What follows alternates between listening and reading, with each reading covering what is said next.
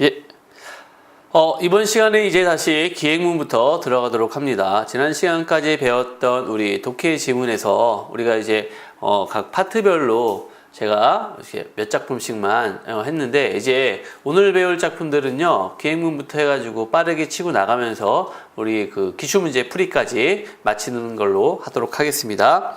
자, 198페이지의 기행문인데요. 기행문은 일단은 가장 중요한 게 기행문의 3요소입니다. 그래서 여정, 견문, 감상에 일단은 표시를 좀 할게요. 자, 3번에 보면 구성 요소가 있죠. 여정, 견문, 감상에 별표를 치도록 하겠습니다.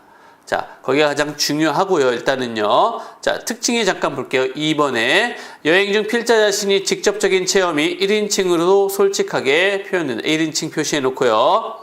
자, 여행지의 독특한 풍물이나 자연의 경치 등을 제재로 하는 서경문의 특징을 지니고요. 현장감, 사실적. 자, 현장감을 사실적으로 표현. 현장감, 사실적 표시. 현재 시제 역시 표시합시다. 현재 시제. 그다음에 고조된 감정을 효과적으로 표현하기 위해서 시나 시조 등을 삽입하기도 한다라는 거 표시를 해놓고요. 자, 이런 식의 어떤 특징들이 있는데, 일단은 가장 기본적으로 기행문에서는 여정이 드러나야 됩니다. 어디를 갔는지에 대한 여정, 그리고 여기에서 공간의 이동이 나타나고요. 그 다음에 그 공간에서 본 사물, 그리고 그것에 대한 이야기. 자, 그래서 견문이 들어갑니다.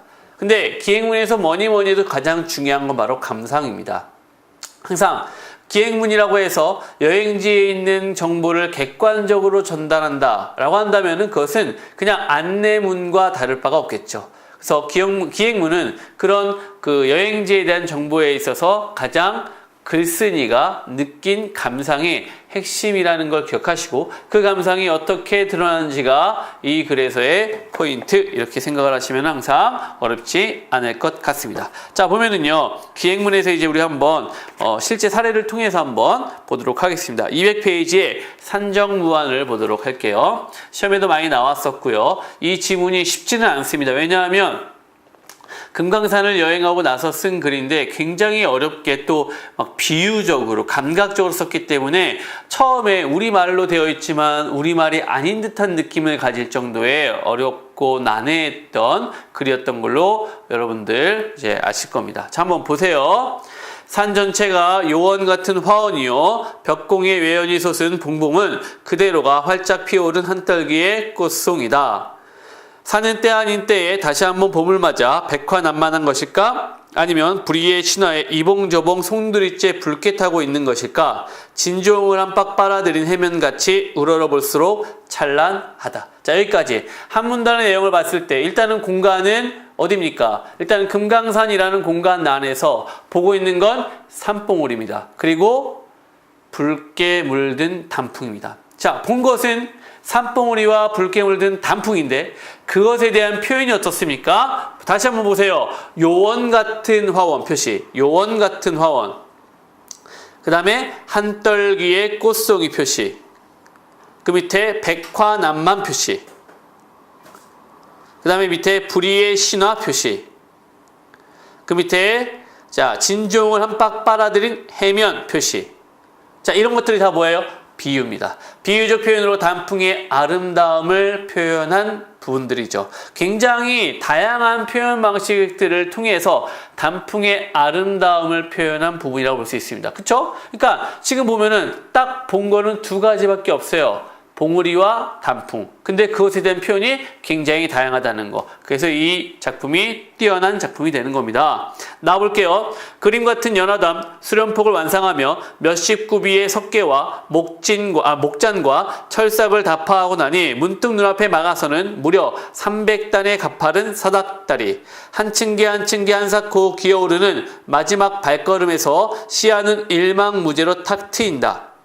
여기가 해발 5,000척의 망군대 표시해놓고요. 아, 천하는 이렇게도 광활하고 웅장하고 숭엄하던가. 이 부분이 또 뭡니까? 감상이 되는 거죠. 망군대까지 가는 여정을 그렸고요. 그 망군대에서 조망한 경치를 한마디로 장엄하다, 광활하다, 웅장하다라고 표현했습니다.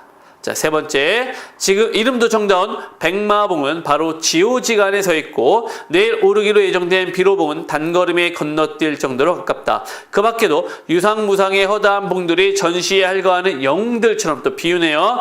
여기서도 우뚝 저기서도 우뚝 시선을 낮춰 아래로 굽어보니 발밑은 천인단의 무한지로 뚝 떨어진 황천계곡에 단풍이 선열처럼 묻다. 또 선열 표시해놓고요. 우러러보는 단풍이 새색시 머리에 칠보단장 표시해놓고요. 같다면 굽어보는 단풍을 치렁치렁 늘어진 규수의 붉은 치마폭 표시해놓고요. 같다고 할까? 수줍어 생글 돌아서는 낯불킨 아가씨가 어느 구석에서 금방 튀어나올 것도 같구나.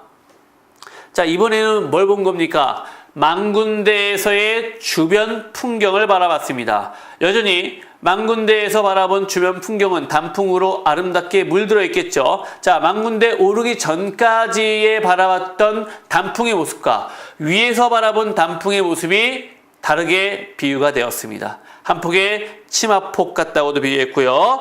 그 다음에 칠보 단장 같다고도 비유했습니다. 그만큼 아름다운 단풍의 이미지를 제시하고 있다. 이렇게 우리가 볼 수가 있습니다. 자, 라로 갈게요. 비로봉 동쪽은 안항 내 살결보다도 흰 자작나무의 수혜였다. 자작나무 숲을 이제 또 보고 있습니다. 설자리를 삼가 구중심처가 아니면 살지 않는 자작나무는 무슨 수중 공주이던가 길이 저물어 지친 다리를 끌며 찾아든 곳이 애와 맺혀 있는 용마석. 마이태자의 무덤이 황혼에 고독했다. 능일하기에는 너무 초라한 무덤.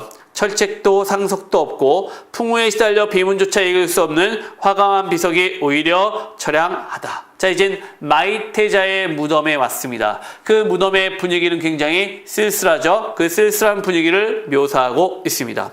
마에서는 좀 더 그게 구체화되고 있습니다.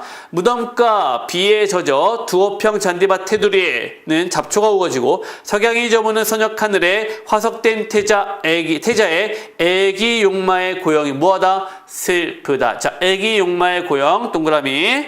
무심히 떠도는 구름도 여기서는 잠시 머무는 듯 소복한 백화는 한결같이 슬프게 서 있고 소복한 백화 동그라미.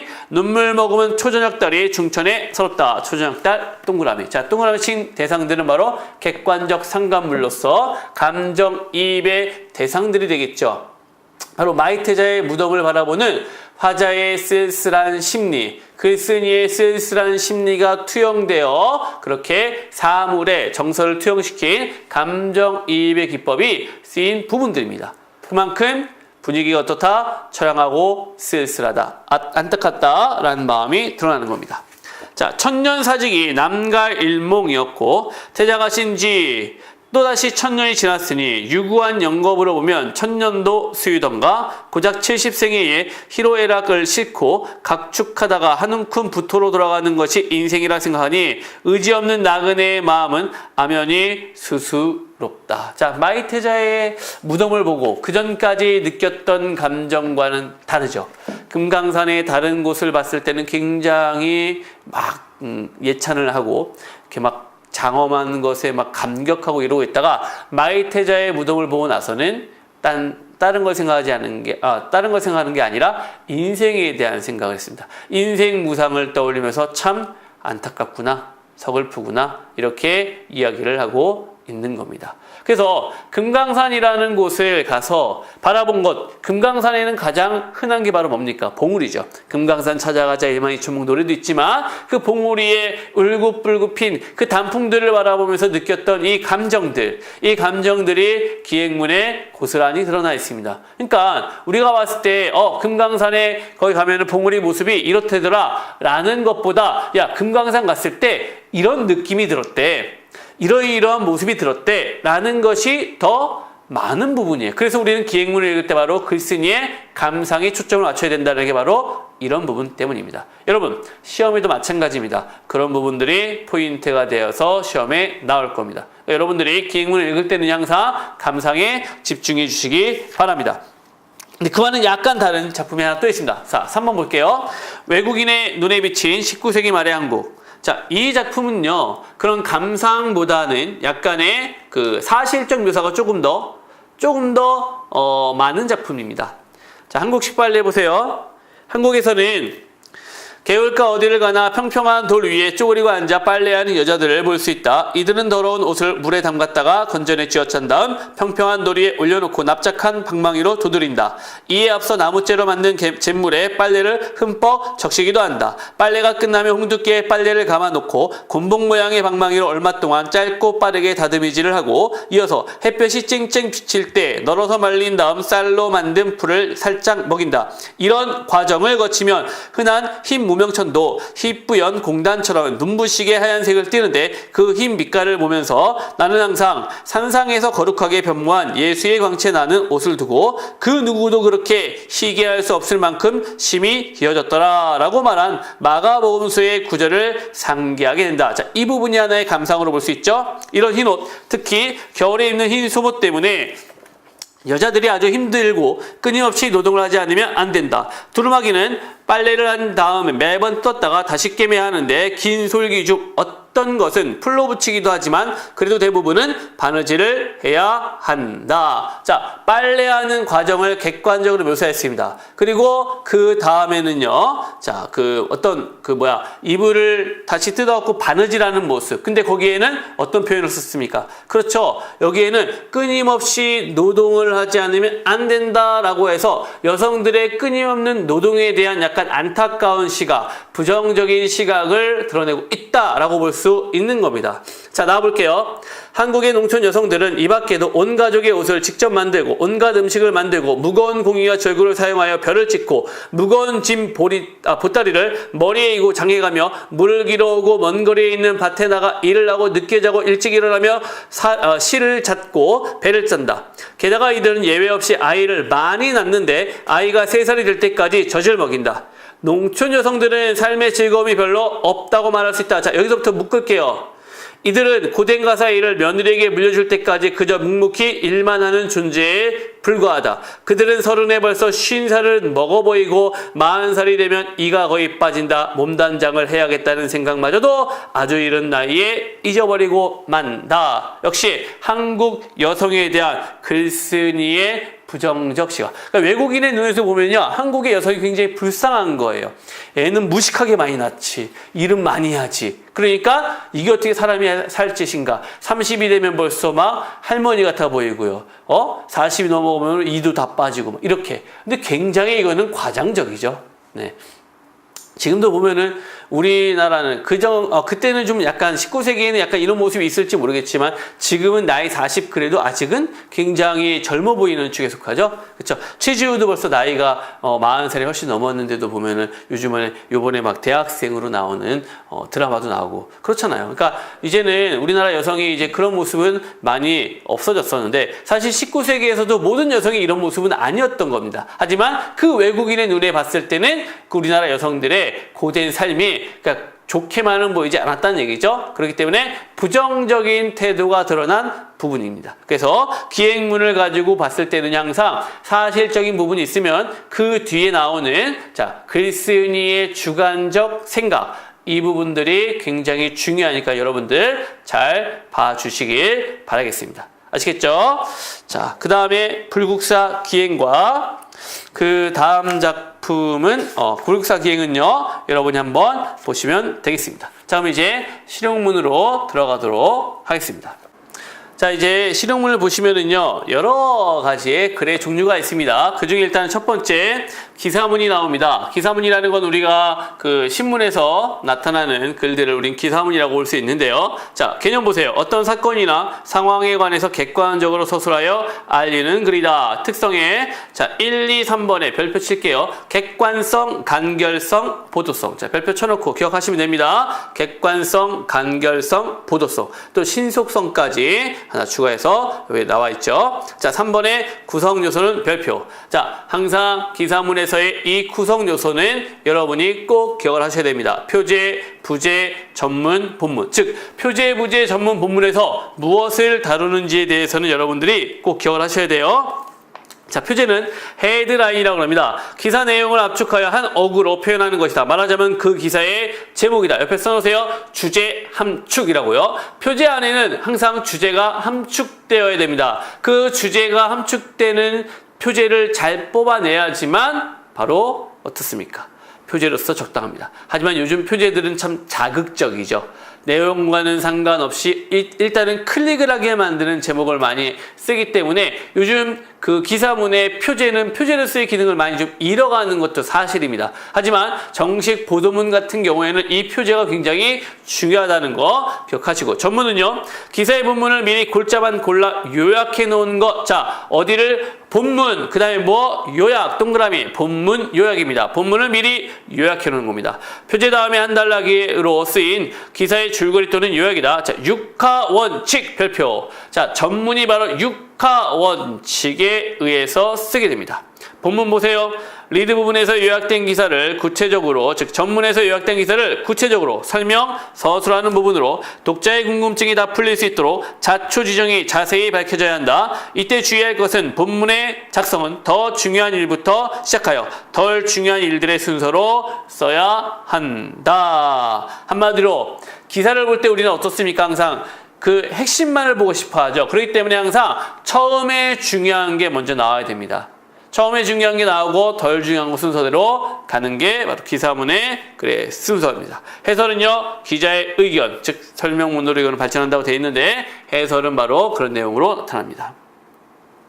자, 옆에 있는 그 기사문의 예를 여러분이 한번 잘 보시면은 거의 가야금 명인을 찾아서라는 게 표제가 되겠고요. 자, 이제 그 밑에 있는 내용을 한번 잘 보시면 될 것 같습니다. 자, 식사문 보세요. 식사문은요, 개념 보세요. 크고 작은 여러 가지 의식이나 행사를 거행하는 곳에서 낭독하거나 말하기 위하여 준비하는 걸 의식, 행사, 동그라미, 의식과 행사를 위해서 주로 씁니다. 자, 효과는요, 식사를 듣는 과정에서 슬픔과 아픔을 승화하고 기쁨과 즐거움은 고양된다. 모인 사람들로 하여금 하나의 가치를 지향하고 공유하고 있다는 느낌을 주기도 한다. 근데 사실 저는 개인적으로 그렇습니다. 이런 식사문을 들을 때 참 지루하다.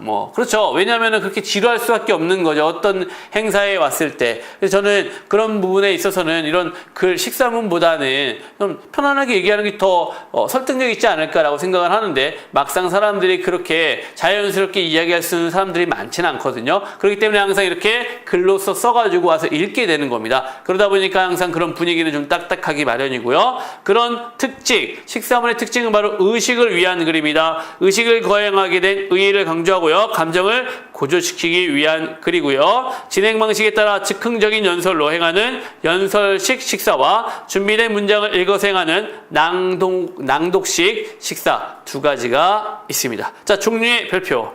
기념사, 축사, 환영사, 환송사, 취임사, 경조사. 이 모두가 무엇이다? 그렇죠. 식사문이라는 걸 기억을 하시라는 겁니다. 자, 작성할 때 유의점은요, 공식적인 의식이나 행사의 성격, 목적, 의의에 맞게 내용을 선정해야 된다. 당연한 거죠. 청중을 고려, 표시해 놓으세요. 청중을 고려하는 거 굉장히 중요합니다. 그 다음에 정중하고 품위 있게 써야 됩니다. 낭독하는 그림을 고려하여 의식의 환경 등 적합한 공손한 어감과 어조, 청중이 지루함을 느끼지 않도록, 이것도 아주 중요하죠. 행사의 절차에 따라 간단, 명료하게 적절히 표현. 제일 중요하겠죠. 간단, 명료하게 적절히 표현하는 거. 해당 의식에 맞는 자료를 수집하고 선택하며 조화와 통일성을 이루도록 한다. 이런 것들이 이제 식사문의 유의점입니다. 자, 일기문 볼게요. 일기문 같은 경우는 개인이 쓰는 거니까 여러분들, 일기문은 그냥 여러분들이 나의 어떤 이런 하루의 일을 적으면서 나의 생각을 적는 거구나. 그렇기 때문에 자기 마음대로 어떤 형식이든 상관없이 적을 수가 있는 게 일기문의 특징이 되겠습니다. 자, 210페이지 보면은요, 4번에 보세요. 일기 작성 시 유의사항. 공식적이어서는 안 되고요. 진실해야 되고요. 자기 내면에 대한 반성과 사물에 대한 코멘트가 있어야 한다. 사실 이런 어떤 형식적인 것들은요, 다 무관합니다. 일기문은 모든 형식에서 자유롭습니다. 그렇기 때문에 일기문은 어떻게 써도 상관없지만 그래도 공식적인 어떤 문제에서는요, 이런 세 가지의 유의사항들을 기억을 좀 해야 된다라는 것입니다. 자, 서간문 볼게요. 자, 자신의 의사를 상대방에게 사설에 전하는 글인데 상대성, 자기고백성, 비공개성, 간결성, 평이성, 주도성 이런 것들이 있습니다. 자, 서간문에서는 이제 시험에 많이 나왔던 작품 하나는 보고 가도록 하겠습니다. 유배지에서 보낸 편지입니다. 정약용이 쓴 아들에게 보낸 유배지에서 보낸 편지입니다. 자, 시골에 살면서 과수원이나 남새밭을 가꾸지 않는다면 세상에서 버림받는 일이 될 것이다. 뭐하라는 얘기입니까? 과수원이나 남새밭을 가꿔라. 나는 지난번 국상이나 자, 바쁜 가운데서도 만송 10그루와 전나무 한두 그루를 심어둔 적이 있다. 만송, 전나무. 내가 지금까지 집에 있었다면, 자, 지금 집에 없다는 얘기죠. 유배지에 있다는 걸 간접적으로 알려주는 거고요. 뽕나무 수백 그루, 배 몇 그루, 능금나무, 그 다음 당나무, 온나무, 석류, 포도, 자, 파초, 밑에, 버드나무, 그 다음에 소나무, 자, 여기 제가 읽었던 나무들만 다 표시해 볼게요. 자, 이런 나무들이 바로 정약용이 아들에게 부탁하는 뭡니까? 그렇죠. 심어야 되는, 가꿔야 되는 나무, 작물들을 이야기하는 겁니다. 너희는 이런 일을 하나라도 했는지 모르겠구나. 뭡니까? 이런 일을 안 했으면 해라. 했으면 잘했다. 이 얘기죠. 너희들이 국화를 심었다고 들었는데 국화한이랑은 가난한 선비의 몇 달 동안의 식량이 될 수도 있는 것이니 한낱 꼭 구경에만 그치는 것이 아니다. 자, 식량 꼭 구경 표시하세요. 자, 국화에 두 가지의 기능이 있습니다. 국화는요, 하나는 식량으로서의 기능이 있고요. 또 하나는요, 화려한 꽃구경, 즉 심미적 가치로서의 기능도 있다는 겁니다. 두 가지를 다 갖추고 있다는 얘기예요. 생지왕, 끼무릇, 천궁과 같은 것이나 쪽나무나 꼭두선이 등에도 모두 마음을 기울여 잘 가꾸어 보도록 하여라. 해서 이제 자, 이 심어야 될 작물들을 소개하면서 자식들이 잘 살기를 아버지는 바라고 있는 겁니다. 그 다음 볼게요. 남새밭을 가꾸는 데는 땅을 만반하게 고르고 일함을 바르게 하는 일이 중요하며부터요. 쭉 농사로는 참여만한 것도 없느니라. 즉 남새밭을 가꾸는 방법부터 심어야 될 작물을 소개하고 있습니다. 그러니까 아버지는 어떻습니까? 굉장히 농사에 해박한 지식을 가지고 있다. 써놓으세요. 농사에 해박한 지식을 가지고 있습니다. 절약하고 본농사에 힘쓰면서, 본농사는 벼농사를 얘기하겠죠. 부업으로 아름다운 결실을 얻을 수 있는 것이 이 남새밭 가꾸는 일이다. 자, 첫 번째 아버지가 자식에게 원한 건 뭐였습니까? 그렇죠. 남새밭을 가꾸라. 가꿀 줄 아니? 몰라? 아빠가 이렇게 해본 적이 있어. 이렇게 해서 이런 거 심어 라고 부탁하는 글이 되는 겁니다. 첫 번째 부탁이죠. 두 번째는요, 근검 두 글자를 유산으로. 내가 벼슬하여 너희들에게 물려줄 밭대기 정도도 장만하지 못했으니, 밭대기는 여기선 뭐가 되죠? 그렇죠. 재물이 되는 겁니다. 재물.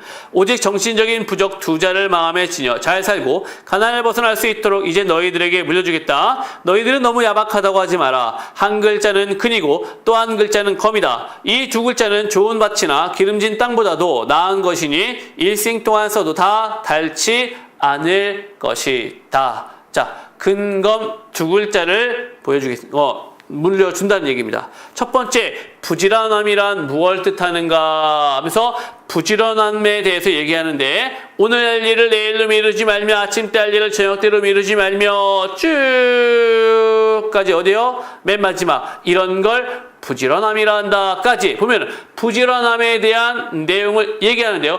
부지런함의 자 뜻은 뭡니까? 그렇죠.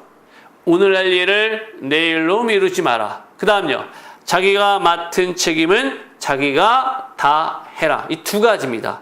이 두 가지가 여기서 나온 겁니다. 그 다음에 검은 뭡니까? 검은요. 자, 의복이란 몸을 가리기만 하면 되는 것인데 고운 비단으로 된 옷이야 조금이라도 해지면 세상에서 볼품없는 것이 되어버리지만 텁텁하고 값싼 옷감으로 된 옷은 약간 해진다 해도 볼품이 없어지지 않는다. 한 벌의 옷을 만들 때 앞으로 그 옷을 오래 입을 수 있을지 없을지를 생각해서 만들어야 하며 곱고 아름답게만 만들어 빨리 해지게 해서는 안 된다. 자, 첫 번째 검의 핵심은 뭡니까? 옷을 만들 때 해지지 않는 옷, 즉 튼튼하고 값싸고 질긴 옷을 만들어라 이러는 거죠. 요즘에는 그런 거 따지지 않죠. 요즘은 디자인 보고 그냥 1년 입고 버리고, 1년이 뭡니까? 그냥 한 계절 입고 버리는 옷들이 대부분인데 예전에는 그러면 안 된다는 겁니다. 옷이 질기고 오래가는 옷을 입어야 된다 이런 얘기예요. 두 번째는요. 음식이란 목숨만 이어가면 되는 것이다. 아무리 맛있는 고기나 생선이라도 입안으로 들어가면 더러운 물건이 되어버린다. 한마디로 뭐 하라는 얘기입니까? 뭘 먹든 나오는 건 똑같기 때문에, 더럽게 나오기 때문에 먹는 게 속이는 거, 그러니까 속이면서 먹으면 된다라는 겁니다. 자, 옆에 페이지 볼게요.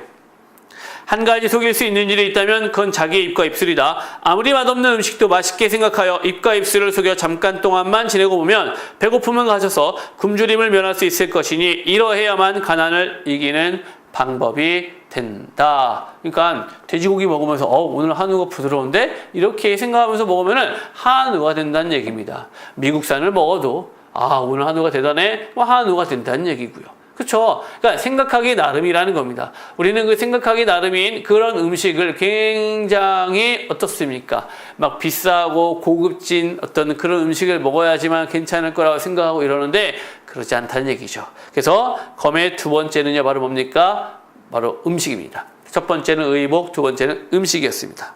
자, 말해 볼게요.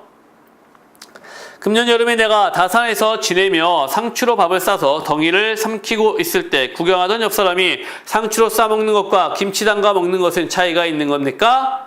라고 물었다. 그래서 나는 거기에 답해 그건 사람이 자기 입을 속여 먹는 방법입니다. 라고 말하여 적은 음식을 배부르게 먹는 방법에 대하여 이야기해 준 적이 있다. 어떤 음식을 먹을 때마다 이러한 생각을 지니고 있어야 하며 맛있고 기름진 음식만을 먹으려고 애써서는 결국 변수에 가서 대변 보는 일에 정력을 소비할 뿐이다.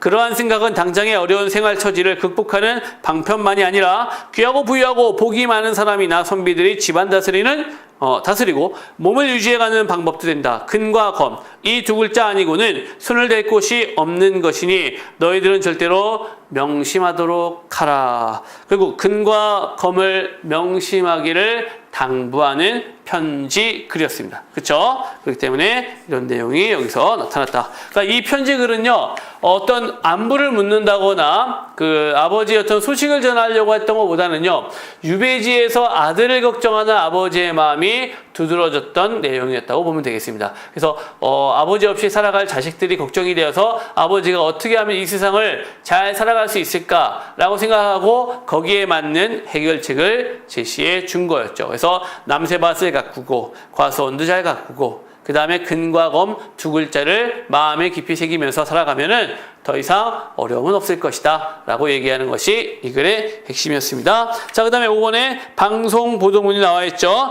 방송보도문은 일정한 기준에 따라 뉴스를 선택하고 그것을 방송의 형식으로 전달하는 것, 당연히 어렵지 않겠죠. 그런 방송의 종류와 구성과 보도의 요소가 나와 있는데 4번 볼게요. 방송보도의 요소는요, 나레이터와 진행자, 그 다음에 기자, 인터뷰, 자료, 화면 등으로 구성이 되는 겁니다. 자, 이런 내용이 이제 방송 거고요. 자, 옆에 서식문의 별표 한번 칠게요. 서식문의 요령, 시험에 나왔던 부분입니다. 서식문은요, 자, 규정된 형식에 맞춰 쓰는 겁니다. 자, 이 규정된 형식은 바로 뭘까요? 문서는 쉽고 간명하고 하게 한글로 작성합니다. 한글 맞춤법에 따라 가로로 쓴다. 자, 한글 동그라미, 가로 동그라미, 다만 예외, 학적관계 문서, 연구문서, 법규문서 등 문서 및 계약서 등 특별한 사유가 있는 경우는 한자 또는 외래어를 사용할 수 있다. 자, 예외 규정이죠. 한자와 외래어를 웬만하면 사용하지 마라. 하지만 특성 경우에는 써도 된다. 용어는 불손한 감을 주지 아니하는 범위 안에 경어를 생략한다. 문서에 쓰는 날짜는 온점을 찍어서요, 다 써도 된다. 자, 경어 생략과 그 다음에 온점을 다 찍는다. 문서에 쓰는 숫자는 특별한 사유가 있는 경우를 제외하고는 아라비아 숫자로 씁니다. 다만 금액의 표시는 아라비아 숫자로 표시한 후 가로 안에 한글로 표시를 같이 하는 겁니다. 그 다음에 5번째, 문서의 작성에 쓰이는 용지는 학적부, 시험지, 도면, 통계표, 증명료, 기타 특별한 형식의 문서를 제외하고는 A4 용지를 세워 쓰는 것을 원칙으로 합니다. 단정하고 뚜렷하게 쓰고요. 뒷날의 증거 보존을 위해 보관용도 작성합니다. 종류는요, 원서, 이력서, 편지, 그 다음에 행정상의 문서에는 공문, 명령서, 훈령, 지시, 각서, 전문, 회보 이런 식의 내용들이 이제 있다는 겁니다. 이런 걸 우리 방금 뭐라고 얘기했죠? 방금요, 서식문이라고 얘기했죠. 사실 한 해에 버려지는 종이만 해도 어마어마하죠. 이런 서식들은 보고하기 위해서 주로 쓰고 보여주기 위해서 주로 쓰는데 그것이 이제 보고 나면은 폐기를 해야 되니까 엄청난 양의 어떤 양은 분명히 나옵니다. 그래서 요즘에는 이런 것들을요 글로 쓰는 것보다 컴퓨터 워드로 써가지고 전자로 보고 나서 폐기하는 이런 형태로 이제 많이 바뀌고 있다는 거. 하지만 거기다 쓸 때도 표현은 마찬가지입니다. 아시겠죠? 예, 표기수단이 바뀌었을 뿐이지 내용은 거의 같다는 거, 형식은 같다라는 걸 기억하세요. 자, 이제 217페이지부터 기출 예상 문제를 풀어보도록 하겠습니다. 자, 이 부분부터 이제 여러분들 보면은요, 문제는 많은데 제가 다는 하지 않고요, 중간중간에 필요한 것들 위주로만 할 예정입니다. 근데 중간에 제가 풀다 보니까 답이 좀 잘못된 것도 있고요, 문제가 잘못 나온 것도 있습니다. 그래서 이런 부분들은 잘 다시 한번 표시를 해 놓으시고요, 바꿔 놓으시길 바라겠습니다. 첫 번째, 자, 다음 글의 내용과 무관한 것은 내용 파악 문제입니다. 내용 파악 문제는요, 대부분 이제 1, 2, 3, 4번에 주어가 나오죠. 그 주어와 관련된 서술어를 찾아내는 겁니다. 그래서 없으면 또는 반대이면 이런 것들을 오답으로 잡아내는 건데요. 자, 정답은 이제 1번이라고 우리가 되어 있죠. 1번에 보세요. DNA 정보가 중요한 까닭은 현대과학기술의 발달로 만들어진 기계적 수단으로 그것을 정확히 다룰 수 있기 때문이다 라고 되어 있습니다. 자, 이 내용이 위에 나와 있나 봤을 때 위에 없다라는 거죠. 그럼 이제 없으니까 무관한 거고 정답이고요. 2번 어디 있습니까? 정보 기록도 중요하지만 정보 처리는 더욱 중요하다 그랬어요. 하나, 둘, 셋, 넷, 다, 일곱, 여덟 번째 줄. 두뇌의 기능은 정보의 보관 기구로서보다 정보의 처리 기구로서 더 중요하다 나와 있죠? 그러니까 2번은 맞고요. 3번에 정보 지각과 해석의 반성적 사고가 중요하다. 이건 어디 있어요? 자, 반성적 사고가 중요하다. 어디 있습니까? 첫 번째 줄 나와 있죠. 반성적 사고를 가능케 하는 표상의 역할도 해왔을 것으로 쉽게 추측된다.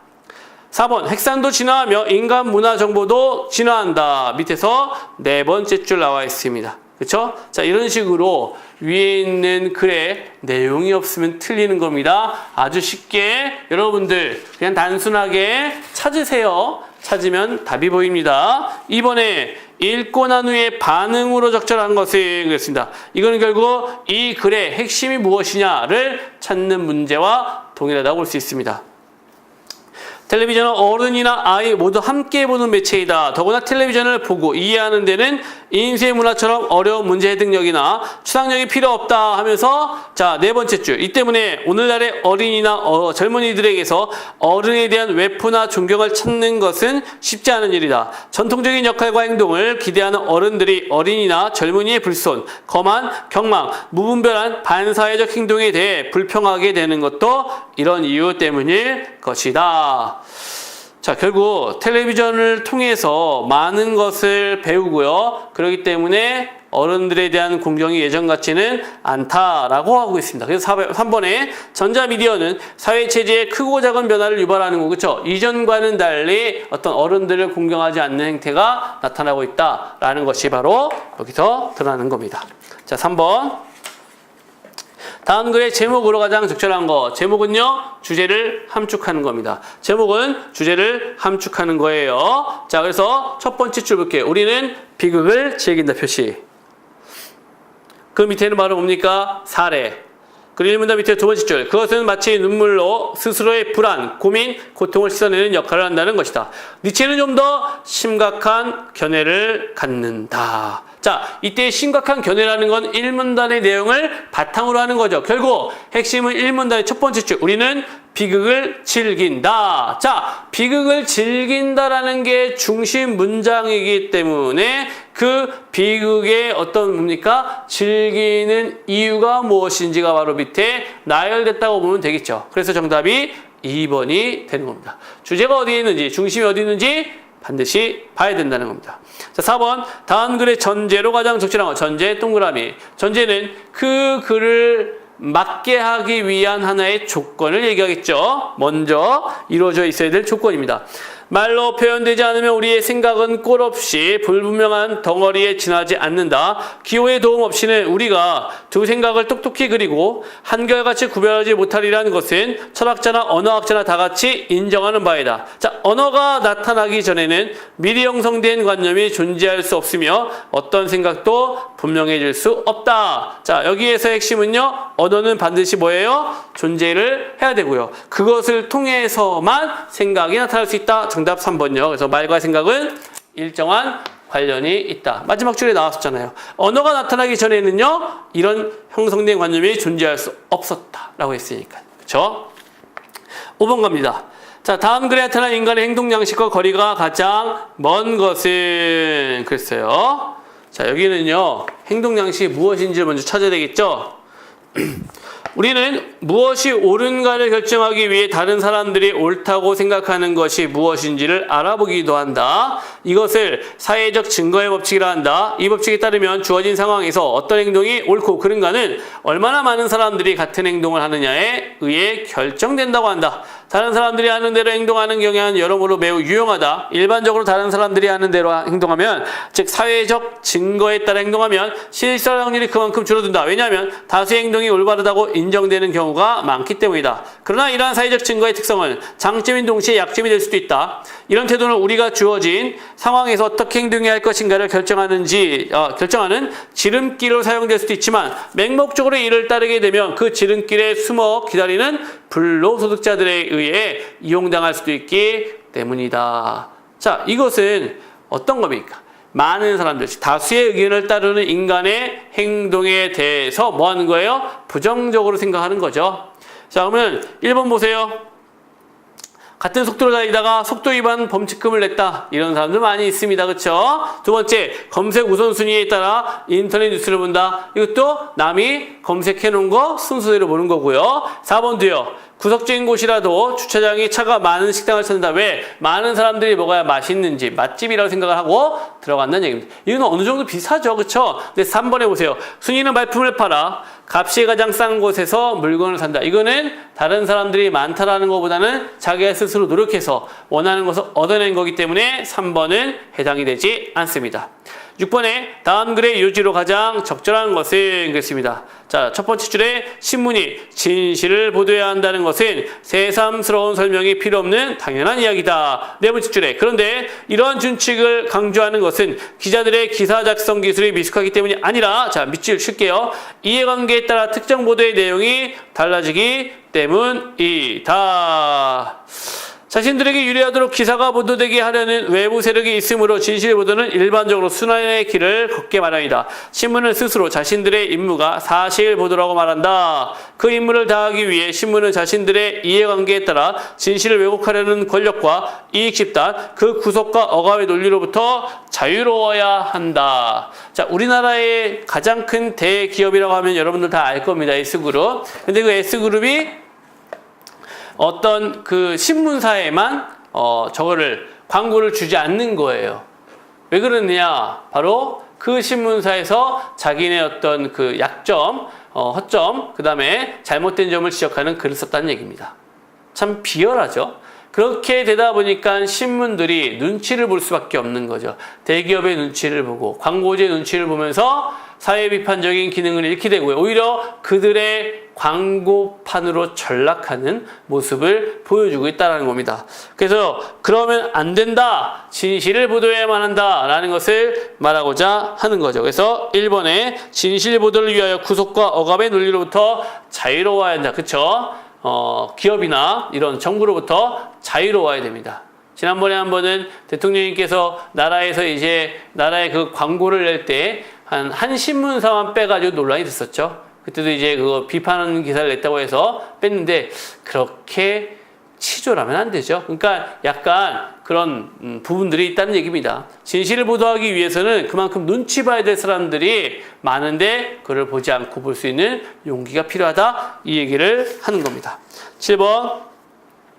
다음 글의 내용에 부합하지 않는 것은 그렇습니다. 자, 일단 이거는 2번이 정답인데요. 일단 보세요. 첫 번째, 애를 낳으면 엄마는 정신이 없어지고 지적 능력이 감퇴한다는 것이 일반 여성들의 상식 표시 일반 여성들의 상식. 이게 상식, 보편적인 내용입니다. 그런데 올봄 퓰리처스상 작가인 캐서린 앨리슨이 엄마의 뇌, 엄마가 된다는 것이 우리의 뇌를 얼마나 영리하게 하는가 라는 책을 써서 뉴욕타임즈, CBS, MBC, BBS 등의 기사가 된 바 있다.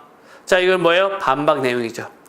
자, 두 번째 문단. 최근 보스턴 글로브지에 보도된 바에 의하면 킹슬리 박사팀은 몇 개의 실험을 통해 위의 결과를 지지하는 흥미있는 결과를 발표하였다. 쥐를 대상으로 한 그들의 실험 결과에 의하면 엄마쥐는 처녀쥐보다 인지 능력이 급격히 증가하여 냄새와 시각 능력이 급증하고 먹잇감을 처녀쥐보다 3배나 더 빨리 찾았다. 즉, 실험 사례를 통해서 그 어떤 보편적인 시각이, 선입견이 잘못됐다는 걸 말하는 거죠. 그 다음 문단도 마찬가지입니다. 세 번째 줄, 3문단 세 번째 줄. 새끼와 상호작용을 하는 것이 두뇌 변화에 크게 영향을 준다라는 거예요. 좋게 작용을 한다는 겁니다. 4문단, 인간도 어떻다는 거예요? 거의 비슷하다라고 이제 볼 수 있다라는 거죠. 밑에서 네 번째 줄 볼게요. 아빠쥐도 새끼와 상호작용하면서 뇌가 더 영리하여진다고 한다. 임신한 엄마처럼 아빠에 대해서도 관련 호르몬 수준이 높아진다는 것이다. 그리고 이런 것이 쥐를 중심으로 이루어졌지만 인간에게도 적용될 확률은 높다라고 결론을 내리고 있습니다. 그래서 2번은요. 이 글은 임신 및 출산에 따른 뇌 기능의 변화에 관한 실험 결과를 논박하는 게 아니라 그 결과를 토대로 기존의 인식을 반박하고 있다라고 우리가 볼 수 있죠. 8번. 다음 글에 나타난 입장과 가장 부합이라는 건 잘 맞아떨어진다는 거죠. 부합하는 견해는 그랬습니다. 자, 얘는요, 예덕선생전이라는 작품인데, 똥 치우는, 예덕이라는 게 더러움을 덕으로 삼는다는 뜻입니다. 그래서 똥 치우는 엄행수를 예천하는 성길자라는 사람의 그 글을 가지고 이야기하는 건데, 자, 보세요. 자, 4번에 볼게요. 사람을 평가하고 판단함에 있어 그 사람이 하는 일을 증거로 삼는 것은 옳지 못하며 그의 언행과 성품, 태도를 먼저 고려해야 된다. 자, 어디가 근거가 되느냐? 5번째 줄. 이는 그 사람의 청렴한 인격에는 아무런 손상을 가져오지 않았을 뿐더러 혼자 그 이익을 차지하였으나 아무런 정의에도 해로울 것이 없으며 아무리 탐하여 많이 얻기 힘쓴다 하더라도 남들은 그에게 사양할 줄 모른다고 체크하지 않는다. 왜? 가져가는 게 뭐기 때문에요? 2번째 줄. 세 번째 줄, 뒷간에 남은 찌꺼기와 말똥, 새똥 또는 횃대 밑에 닿게 거의 따위의 똥.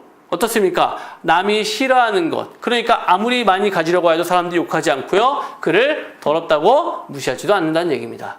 그렇기 때문에 사람을 겉모습만 가지고 판단해서는 안 된다라고 이야기하고 있습니다. 8번에 4번이고요. 9번에 필자가 궁극적으로 말하고자 하는 중심 내용. 당연히 주제를 이야기하는 거죠. 자, 여기에서도요. 밑에서 네 번째 줄 결국부터 표시할게요. 결국 중국에서의 사의 개념은 서양에서와 같이 역사적 사실 그 자체와 역사 서술이라는 이중의 뜻을 지니고 있는 동시에 다른 한편으로는 역사를 기록하는 사람, 즉 사관이라는 의미가 강하게 내포되어 있음을 알 수 있다. 이렇게 이야기를 하고 있습니다. 자, 1번에 보세요. 동양의 역사 개념은 서양의 역사 개념보다 다층적이다. 이게 이제 정답으로 되어 있는데 근거를 한번 찾아볼까요? 어디 나와 있습니까? 자, 일단은요. 마지막 문단 제가 다시 한번 읽어볼게요. 중국에서의 사회 개념은 서양에서와 같이 역사적 사실 그 자체와 역사 서술이라는 이중의 뜻을 지니고 있는 동시에 그 다음에 옆에 뭐예요? 다른 한편으로는 추가된 거죠. 그러니까 서양과는 더 어때요? 서양보다는 더 넓은 개념으로 쓰이고 있다. 이게 중심 화제가 됩니다. 중심 화제 찾는 방법 어딜 보는 겁니까? 각 문단의 첫 문장을 자세히 보고요. 맨 마지막 문단의 마지막 문장을 보면은 그 힌트가 나와 있습니다. 거의 그렇게 되어 있습니다. 10번 가로 안에 들어갈 내용으로 적절한 것은 그렇습니다. 자, 가로 안에 들어가는 건 이 글이 어떤 내용인지를 파악해야 되겠죠. 두 번째 줄에 자, 탐욕이 아니라 자연의 순리가 사람살이의 척도가 되는 세상을 향해 조금이라도 나아가기를 염원하고 노력하는 수밖에 다른 선택이 없다. 마지막 문단. 자, 마지막 문장입니다. 환경에 대한 인식이 높아진다 해도 그것을 자신의 일상생활과 관련짓지 못한다면 그런 인식은 헛될 것일 뿐이다. 자, 어떻습니까? 우리는 뭘 해야 된다는 거죠? 그렇죠. 자연의 순리에 맞게 살아가되 탐욕으로 인한 환경의 파괴 이런 것들은 하지 않았으면 좋겠다. 그래서 정답이 1번이 되는 거죠. 11번에 글쓴이의 의도로 가장 적절한 것은 그렇습니다. 글쓴이의 의도 보니까요. 그 안에 있는 보기의 내용이 어떤 내용입니까? 자, 상금을 준다고. 그러니까 아무것도 아닌 일에 상금을 걸었더니 사람들이 시시사 안 했습니다. 근데 돈 만냥하게 거니까 그래도 에이 설마 했다가 장난식으로 했던 사람에게 돈을 줬어요. 그러니까 그 다음부터 사람들이 따랐다라는 건 누군가 봐도 이거는 에이 아닌 것 같은데 에이 설마 주겠어? 라고 하는 것에 대한 믿음을 지킨다면 사람들은 그 사람을 믿고 따를 수 있다라는 거죠. 그래서 정답이 1번이 되는 겁니다. 신뢰의 중요성입니다. 12번 안견에 대한 글쓴이의 평가로 적절한 것을 했어요. 그럼 여기서 이제 안견이 어떤 사람인지에 대해서 나와야 되겠죠? 자, 안견은요, 6번째 줄 볼게요. 안견으로서는 자, 시사의 위태로움을 알고서 스스로 소원해지고 싶었지만 그렇게 할 수가 없는 상황이었다.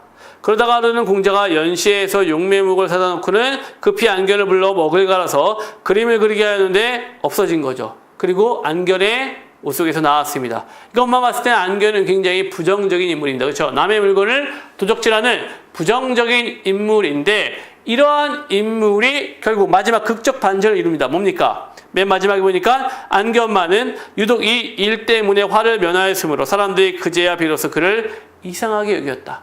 뭡니까 결국? 안견은요 미리 예측한 겁니다. 이 사람이랑 있다가는 내가 나쁜 일에 연루될 수가 있겠구나 해서 그 사람과 끊기 위해 자신이 도둑으로 위장했던 겁니다. 한 발 더 앞서서 세상을 볼 수 있는 능력이 있었던 거죠. 그렇기 때문에 굉장히 뛰어난 인재로 볼 수가 있다라는 거죠. 그래서 정답이 자 1번이 되는 겁니다. 신뢰의 저기 4번이 되는 거예요. 세리를 헤아려 화를 벗어나는 능력 이거를 아는 겁니다. 세상의 이익, 그러니까 그 판세를 읽는다라고 얘기하죠. 분명히 이 사람과는 지금 현재는 실세가 맞는데 이 사람과 함께 있다가는 내가 화를 당할 수 있다. 그래서 스스로가 물러날 수 있게끔, 그러니까 스스로 물러나기 힘드니까 상대방이 물러나게 하게끔 그런 방법을 썼다는 겁니다. 머리가 굉장히 좋은 사람이죠. 13번. 다음 글에 앞에 나왔을 내용으로 가장 적절한 거. 자, 가사가 처음부터 사대부층에 의하여 생성된 것은 아니었다. 앞에 내용 뭐라는 겁니까? 가사는 사대부층에 의하여 생성되었다. 즉, 대표 계층을 얘기하고 있네요. 정답 2번이 되는 거죠.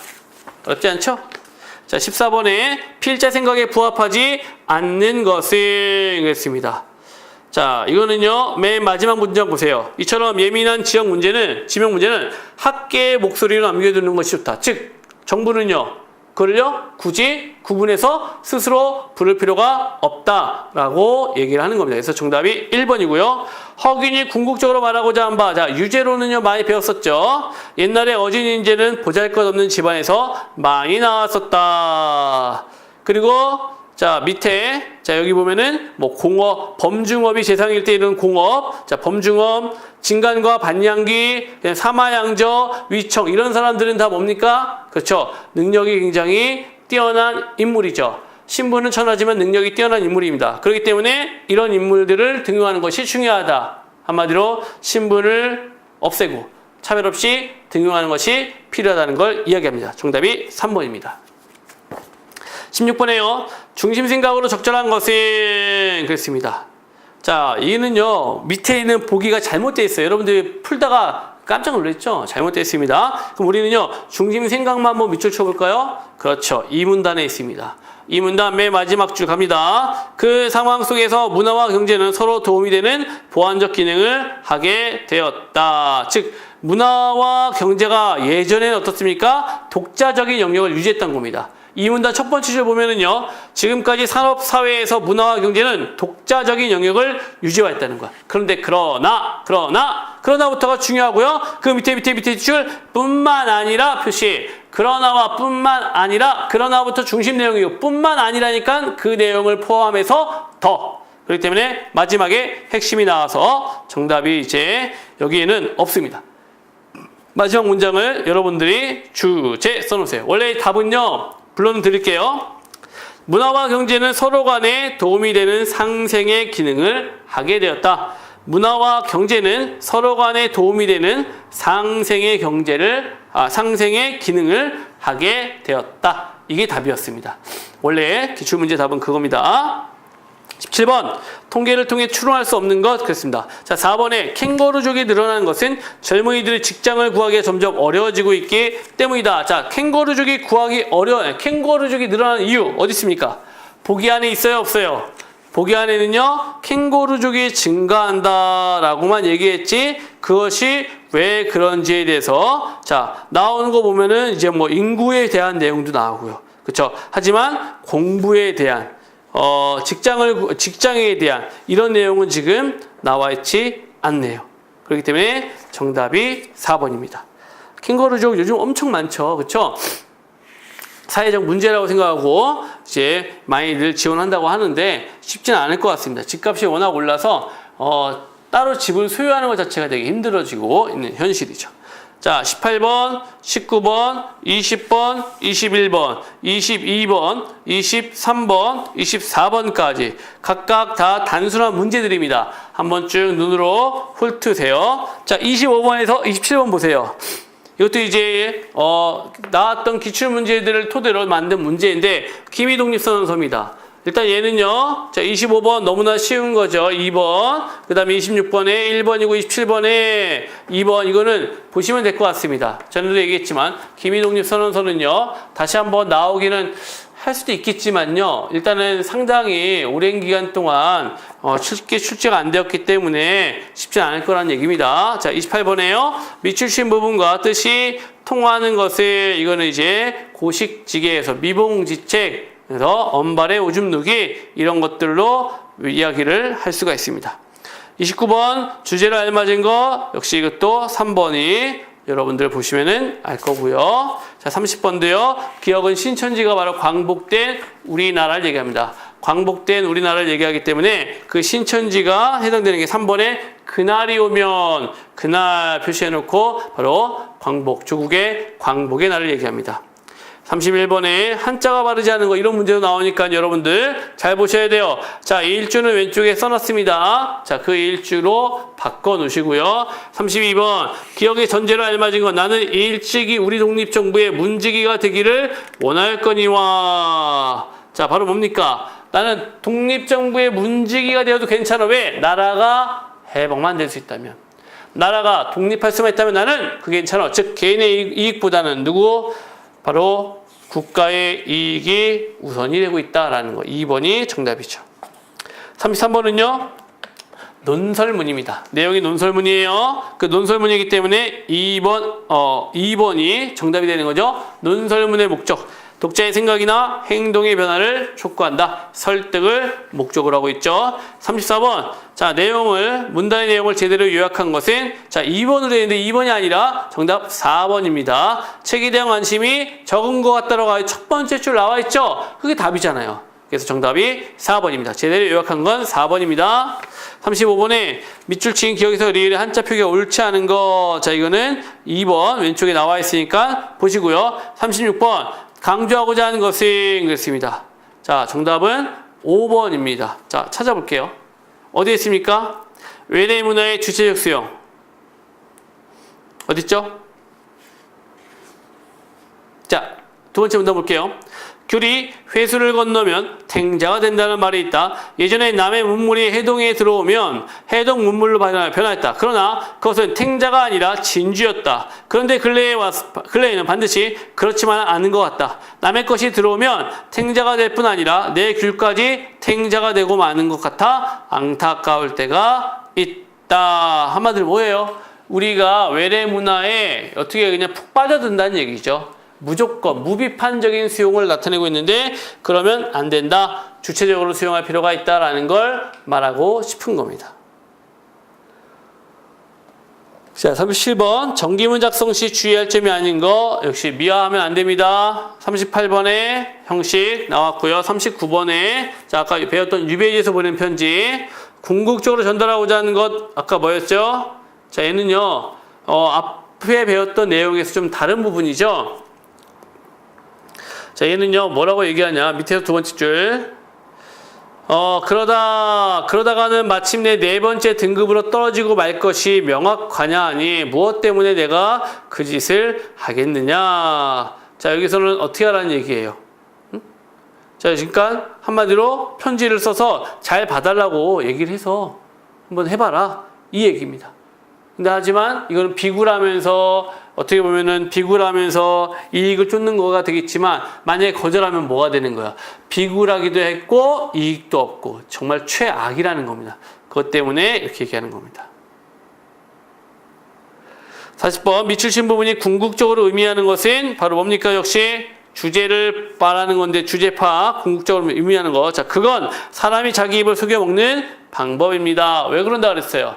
여러분들 먹을 게 있을 때 먹는 것은 뭐에 따라서 약간 결정이 되냐? 바로 그 집안의 생활 소득과 약간 결정이 되겠죠. 그렇기 때문에 자기 입을 소비가 먹는다라는 건 가난하기 때문에 어떻게 한다 그랬어요? 그것이 돼지고기 먹으면은 소고기를 먹는 것이냐? 이렇게 속이면은 그런 맛을 느끼고 그런 느낌을 받는다. 이렇게 이야기를 하고 있는 거죠. 그렇기 때문에 1번이 정답이 되는 겁니다. 41, 42, 43. 자, 43번 아까 기사문의 작성에 대해서 얘기할 때 각 파트별로 어떤 내용이 나타나는지 이야기했죠? 자, 그래서 부제에는요, 표제와 다른 관점을 제공하는 게 아니라 어디의 내용을요? 전문의 내용을 요약 제시한다. 이렇게.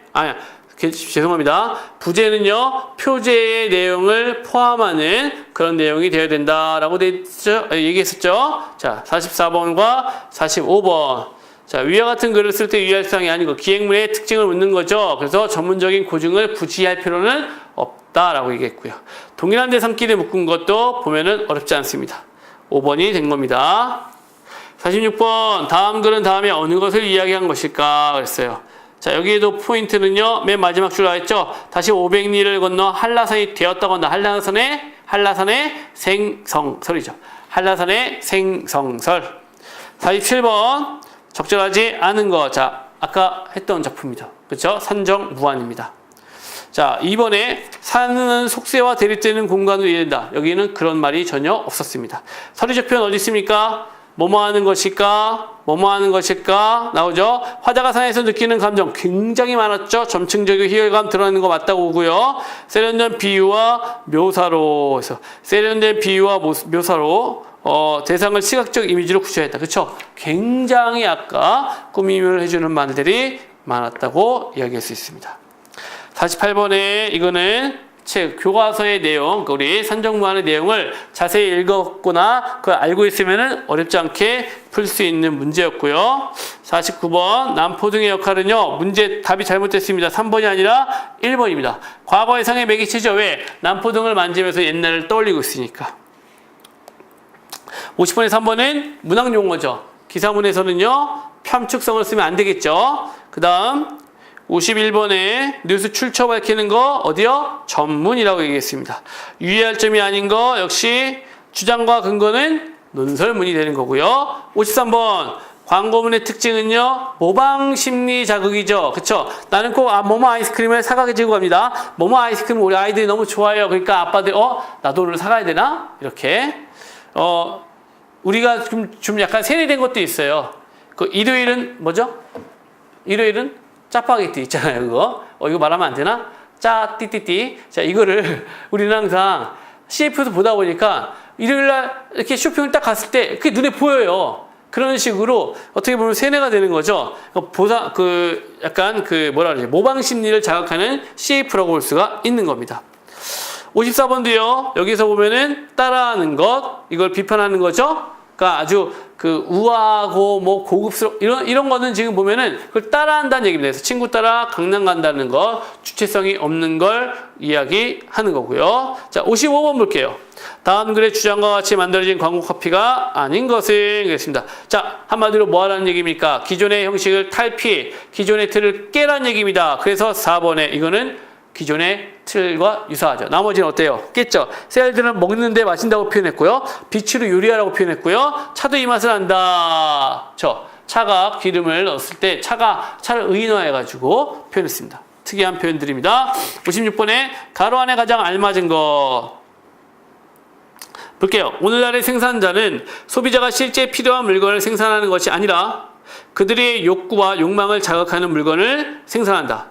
자, 왜냐하면 광고는 단순히 소비자에게 상품에 대한 정보를 제공하는 것에 그치지 않고 소비자의 욕구를 창출하기 때문이다. 가운데 뭐가 들어가야 돼요? 결국 소비자는 생산자에 의해 조직되고 유도되며 이것을 가능케 하는 것이 광고이다. 그래서 광고를 통해서 이런 것들이 나타난다라고 우리가 볼 수가 있는 거죠. 그렇기 때문에 정답이 3번이 되는 겁니다. 57번 가장 두드러지게 나타나는 일기의 특성, 이거는 뭐 4번, 그 다음에 3번, 59번에 정보 전달과 관련이 없는 것. 정보 전달과 관련이 없는 것. 연설문은 뭐예요? 설득이 목적이랬죠. 1번. 문서 작성 요령으로 틀린 거. 자, 60번 보세요. 아까 별표 쳐놨었죠? 그런 것처럼. 자, 3번이 틀린 거는요. 점을 찍어야 되는 겁니다. 끝까지. 그러니까 점이 없기 때문에 틀린 겁니다. 자, 61번. 공문서 작성 관련 규정에 맞게 수정하고자 할 때 옳지 않은 것은 그랬어요. 자, 4번 정답. 자, 점을 찍지 않았죠. 그래서 점을 찍는 것으로 고쳐야 되는 겁니다. 점을 찍지 않는 걸로 고친다 했죠? 반대요. 네. 점을 찍어야 되는 겁니다. 그래서 5번이 틀린 것이 되는 겁니다. 자, 60번은요. 다시 한번 3번은 아까 되겠지만 2010년 8월 15일 이게 아니라 점을 찍어서 구분하는 거. 지금 방금 봤죠? 그래서 점을 찍어서 써줘야 된다는 겁니다. 자, 오늘 수업 여기까지 하겠습니다. 다음 시간부터 문학 들어갑니다, 여러분. 문학책 준비하시고요. 문학에 대해서 여러분들 궁금한 거 있을 때 언제든지 질문 많이 해주시기 바라겠습니다. 자, 다음 시간에 뵙겠습니다.